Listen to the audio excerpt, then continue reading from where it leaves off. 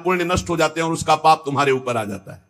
तीसरी बात कही थी, यदि भक्तों की निंदा करोगे तो सकल सुकृत नष्ट हो जाएंगे, कई जन्मों के किए हुए पुण्य तुम्हारे उसी क्षण नष्ट हो जाएंगे जब भक्त निंदा करोगे, भक्त अपराध करोगे। भक्तन निंदा अति बुरी भूल करो जिन कोय, कि ये सुकृत सब जन्म के छिन में डारत खोए, सब जन्म के छिन में डारत खोए। एक क्षण में भक्त निंदा जैसा कोई महापाप नहीं, वो सब तुम्हारे पुण्यों को नष्ट कर देगा। चौथी बात कही थी, भजन करने वाले को ईर्ष्या नहीं करनी चाहिए किसी से। मत्सर क्रोध भरे रहे अरु सहाय अभिमान, बिन पावक जरिबो करे महामूढ़ अज्ञान। उसका भजन आनंद नहीं दे पाएगा जो दूसरों से ईर्ष्या करता है, जो अहंकार, किसी भी तरह का, धन का, बुद्धि का, जाति का, कोई भी अहंकार करता है, ईर्ष्या करता है, क्रोध में भरकर दूसरों को कठोर वचन बोलता है, ऐसा हृदय से जलता रहता है, कभी शांति को प्राप्त नहीं होता, उसका भजन में प्रवेश नहीं हो सकता। अब सुनो कैसे भजन में प्रवेश करें। पहले स्वभाव गंभीर बनाओ। अब सुनी भजन की रीति, कछु होई महादृढ़ धीर, को थाह न पावई। ना बोलना ही सबसे उत्तम स्थिति प्राप्त करने का उपाय है। ना बोलना, मौन धारण करो, ज्यादा किसी से बात मत करो। बात करना ही अपने हृदय की बात को बाहर करने से भजन क्षीण हो जाता है। पहले भजन की रीति वर्णन की कि आप ये समझ लो कि बुढ़ापे तक भी भोग की वृत्ति बनी रहेगी यदि जवानी में अपने को नहीं कसा। दूसरे की निंदा करोगे तुम्हारे सुकृत नष्ट हो जाएंगे, भक्तों की निंदा करोगे बहुत जन्म के सुकृत नष्ट हो जाएंगे, ईर्ष्या करोगे, क्रोध करोगे, अभिमान करोगे, भजन मार्ग में प्रवेश नहीं होगा, जलते रहोगे। अब भजन करने वाले का स्वभाव कैसा होना चाहिए? गंभीर। जितना प्रश्न हो उसमें भी सावधानी से, सारांश में अगर बोलना है तो बोल दो, नहीं कोई जरूरी नहीं आप साधक हो, मौन होकर निकल जाओ। आपसे कोई पूछ रहा है श्री हरिवंश कै बजे सत्संग होता है, आपकी रुचि है तो बोल सकते हो, आपकी रुचि नहीं तो आप नहीं बोलो, कोई अपराध नहीं, क्योंकि आप नाम जप कर रहे हो, आप मौन व्रत लिए हो, आप उपेक्षा वाले मार्ग हो, सबकी उपेक्षा करना, तो इसमें आपको कोई दोष नहीं लगेगा। आपको है तो आप वहां जाकर पूछ लीजिए। ज्यादा बोलोगे तो प्रपंच बढ़ेगा, तो आप जाइए उन लोगों से पूछ लीजिए, मुझे ज्ञान नहीं, चल दिया। या फिर बोले ही नहीं, मानो सुना ही नहीं, पागल जैसी चेष्टा करके निकल गए कि इसको सुनाई नहीं देता क्या, नहीं बोले। आपका भजन चल रहा है इसलिए कभी कोई अपराध नहीं बने। कोई बोला राधे श्याम, आप उत्तर नहीं दे रहे तो आपको कोई अपराध नहीं, क्योंकि हर समय वो तो एक बार बोला राधे श्याम, यहां तो हर वृत्ति राधे श्याम में ही है। गंभीर स्वभाव, को थाह न पावई जहां नीर गंभीर। जैसे जहां अगाध जल होता है कोई था नहीं ले सकता, ऐसे ही साधक का अपना स्वभाव बनाना चाहिए। उच्च श्रृंखल स्वभाव नहीं बनाना चाहिए, बहुत बातचीत करने वाला स्वभाव नहीं, गंभीर, चुप, शांत। जाको जैसो भाव है मन में धरि विश्वास, कर्म धर्म अरुति करो। बुद्धि को पवित्र होने दो, नहीं तो भाव में विचलित हो जाओगे। जाको जैसो भाव है, सब अपने अपने भाव से चल रहे हैं। भावोत्सवेन भजताम रस काम धेनुम, तम राधिका चरण रेणु महम स्मरामी। हम श्री गोरे चरणारविंद के भाव वाले उपासक हैं। हमारी ठसक होनी चाहिए हमारे माई श्यामाजू को राज, और हमारे हृदय में बात होनी चाहिए, न मैं स्त्री हूं न पुरुष हूं, मैं चिदानंद रूप श्री जी की सहचरी हूं। बस ये बात तुम डालो अंदर अपने हृदय में, ये शब्द अपने आप प्रकाशित होगा। जाको जैसो भाव है मन में धरि विश्वास, दृढ़ विश्वास धारण करो कि मैं श्री जी की सखी हूं, मैं प्रियाजू। ये बड़े बड़े दंडकारण्य के ऋषि, श्रुति, मिथिला की बहुत भागवतिक वृत्ति, ये सब आके गोपी हुई हैं। गोपी एक स्थिति है, कोई शरीर नहीं है कि गोपी शब्द से सीधे स्त्री शरीर में आप चले गए। अगर स्त्री गोपी होती तो पूरे ब्रह्मांड की स्त्रियां गोपी हो जाती ना। अगर सहचरी कोई स्त्री होती तो सब ब्रह्मांड की स्त्रियों को भावना करना है क्या? वो तो है ही नहीं। वनिता पुरुष भाव मिट जाए, स्त्री पुरुष भाव मिट जाने पर वो भाव प्राप्त होता है जो सहचरी भाव। एक स्थिति है, जैसे राष्ट्रपति एक पद है, उसमें कोई भी बैठ सकता है, स्त्री पुरुष कोई भी विराजमान हो सकता है। ऐसे गोपी पद है, सहचरी पद पावे, ये सहचरी पद है, ये सर्वोपरि सहचरी पद है। इस पद का भाव है हम प्रियाजू की प्रिय सहचरी है। आगे चलकर पता चलेगा संधिनी, इच्छा शक्ति, वो बाद में परिचय मिलेगा। पहले ये शब्द डालो, ना मैं स्त्री हूं ना पुरुष हूं, मैं प्रियाजू की सखी हूं। पिछले जन्म में क्या थे कुछ पता नहीं, क्या बन जाए आगे कुछ पता नहीं। अगर भाव दृढ़ कर लिए तो इसी जन्म में किशोरी मात्मानम किमी सुकुमारी नुकले, अपनी प्रियाजू के समीप सुकुमार स्वरूप चिदानंदमय भाव से हम प्यारी जू की सेवा में पहुंच जाएंगे। इस मार्ग में चलने पर कर्मकांड से, धर्म मार्ग से, लोक रीति से, कुल रीति से और वेद रीति से, इन सब से राधे राधे कहकर प्रीति रीति से चला जाता है। श्री भगवत रसिक जी कह रहे, मेरी महारानी श्री राधा रानी, जाके बल में सबसों तोरी, लोक वेद कुल कानी। लोक रीति, वेद रीति, कुल रीति, इन सबको छोड़ दिया प्रीति रीति के लिए।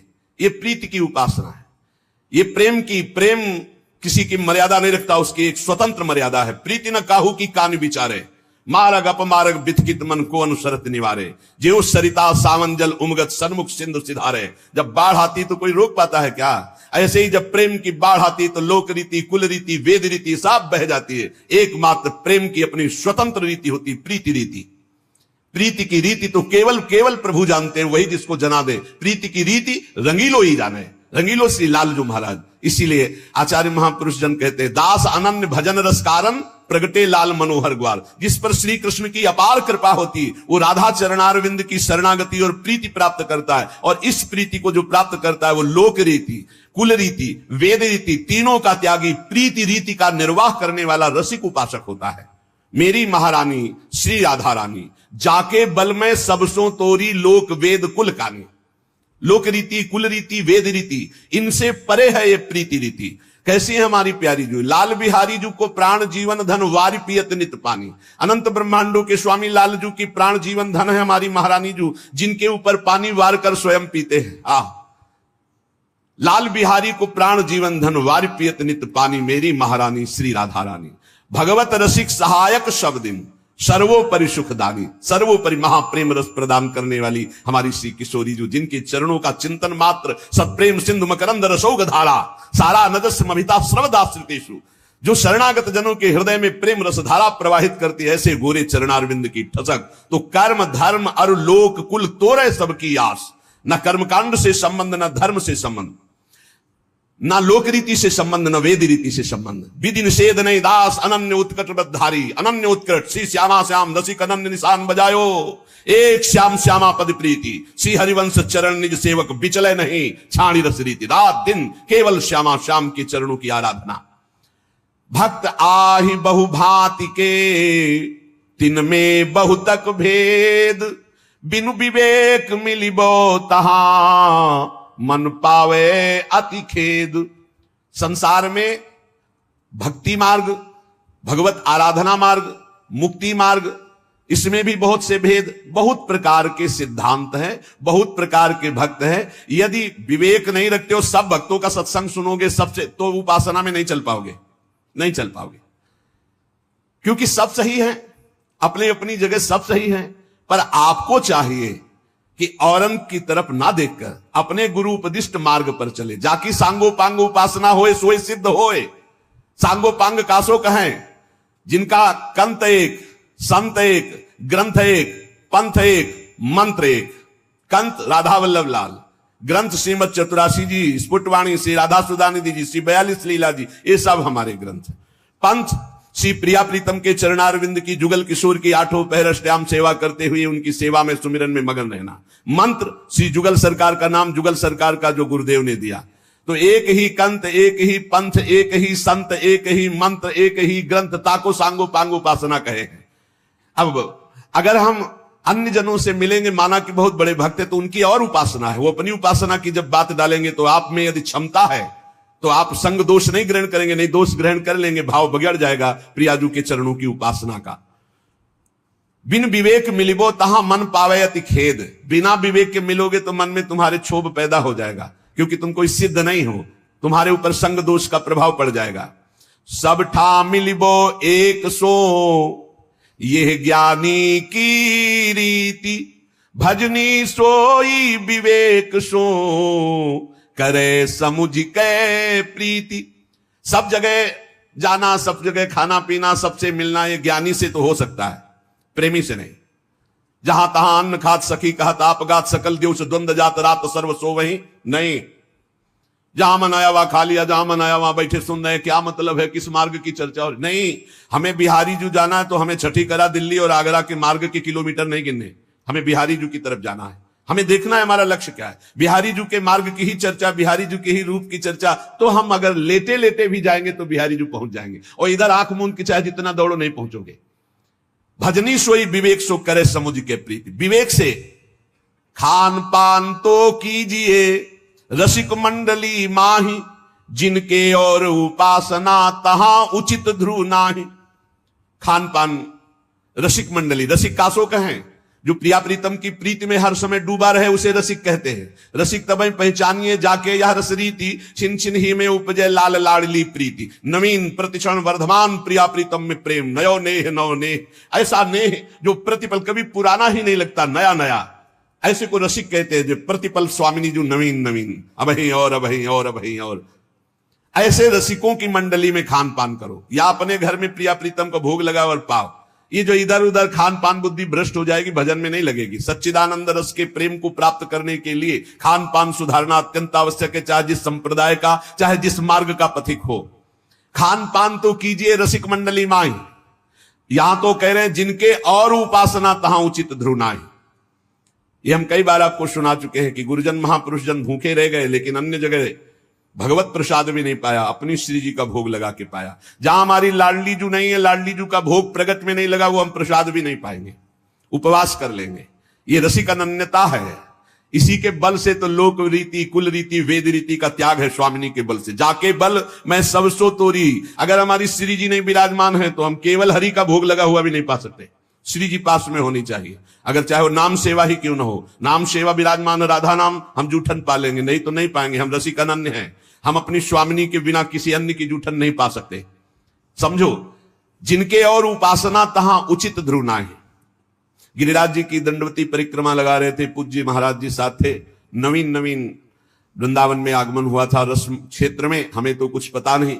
12 बजे उस आश्रम में आए कि आप चलिए और प्रसाद पाइए। महाराज जी ने इशारा कहा आपकी रुचि हो तो पा लीजिए। मुझे कुछ पता ही नहीं था, गए पा लिए। महाराज जी से पूछा आप क्यों नहीं पाएंगे? बोले इच्छा नहीं। और जे भी 3 बजे दंडवती परिक्रमा शुरू की तो उन्होंने कहा कि शरीर में दम नहीं है, कुछ तो भोग श्री जी का लगे तब तो परिक्रमा हो।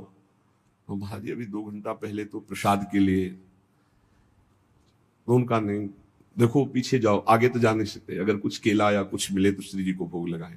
तो कुछ 2, 4, 5 रुपए फेंट में ऐसे अंगोछा बांध कर रखते थे।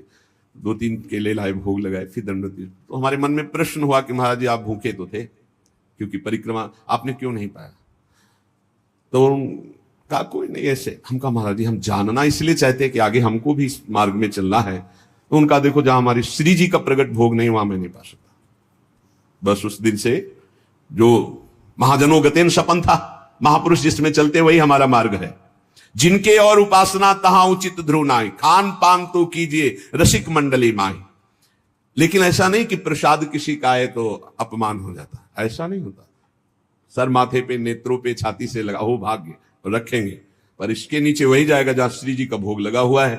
नहीं तो महामहिम यमुना रस रानी विराजमान है, उनके महल में पहुंचा देते हैं कि आप सर्वसमर्थ हैं, आप पाइए। हमारी सामर्थ्य तो ये होगी जब हमारी स्वामिनी जो पाएंगी। ये अनन्यता है। और ये इसलिए खोल के कह रहे हैं कि इसमें शास्त्रों भक्त रसिक अनन्य मार्ग में चलने वाले हैं। हर प्रसाद को माथे पे रखना है, आंख नेत्रों से लगाना है, हृदय से लगाना है, बार बार वंदना करनी। परिक्रमा करके हम 4 बार परिक्रमा करके प्रणाम करेंगे, पर हमारे हृदय में वही प्रसाद जाएगा जहां हमारी लाडली जू का नाम रूप विराजमान है, वहां भोग लगाए, अन्यथा नहीं। और इसमें कभी अपराध की भावना भी नहीं कि अपराध लग जाएगा, नहीं। ये रसिक अनन्यता है, अपने इष्ट को, हमारे इष्ट सब जगह विराजमान है। कई बार चर्चाएं इस विषय की हो गई। रसिक रंगे जे जुगल रंग, तिनकी जूठन खाई, जहां तहां के पावने भजन तेज घट जाई। बहुत सिद्ध बात है ये। यहां सख्त नियम है, या तो ब्रजवासियों की माधुकरी और या यहां के महल का प्रसाद, इसके अलावा नहीं। इसके अलावा किसी को भी अनुमति नहीं कि यहां लाने की भोग प्रसाद या खान पान की। अगर वो आता है तो यमुना रस रानी या गौशाला, खुली बात है। रसिक अनन्य श्री जी की सेवा में भोग लगा हुआ, राधा नाम का भोग लगा हुआ, ब्रजवासियों के टुकड़े, जो आचार्यों का आदेश है, भूख लगेगो मांग खाऊंगो, गिनो न सांझ सवेरो, ब्रजवासिन के जूठ टूक और घर घर छाछ महेरो। या तो ब्रजवासी और या श्री जी का भोग लगा हुआ। अपमान किसी का करेंगे नहीं, भिक्षुक है, गौ यमुना जी पाएंगे, जबान में वही जाएगा जो श्री जी का भोग लगा होगा, या ब्रजवासी के टूक, जो हमारे आदेश है आचार्यों का। हाँ, ब्रजवासिन के टूक और घर घर छाछ महेरो। रसिक रंगे जे जुगल रंग, तिनकी जूठन खाई। जहां तहां के पावने भजन तेज घट जाए, जहां तहां का निमंत्रण भोजन बोले भजन तेज नष्ट हो जाएगा। श्री जी से अनन्यता की भावना में फर्क पड़ जाएगा। इसलिए थोड़ा जीवन हम लाडली जी के अनन्य होकर तो बहुत बड़ी पदवी प्राप्त होगी, बहुत ऊंचाई की बात प्राप्त होगी, जो अन्यत्र किसी साधना से भी नहीं प्राप्त होती।